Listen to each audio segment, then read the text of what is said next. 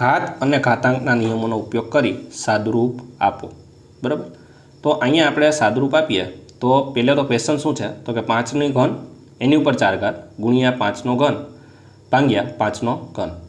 હવે અહીંયા આપણે ત્રીજો નિયમ લાગુ પડે, 1 ઘાત અંદર 1 ઘાત બહાર, તો ઘાત ઘાતનો શું થશે ગુણાકાર। તો ગુણાકાર કરીએ તો 3 ચોકું કેટલા થશે 12, 5નો ઘન તો છે જ ઓલરેડી, ભાગ્યા 5નો ઘન 12 પણ છે જ। હવે અહીંયા પહેલો નિયમ લાગુ પડે, આધાર સમાન વચ્ચે ગુણાકાર તો ઘાત ઘાતનો શું થશે સરવાળો, એટલે કે 5નો 12 + 3 એટલે કેટલા થશે 15, ભાગ્યા 5ની 3 ઘાત તો છે જ।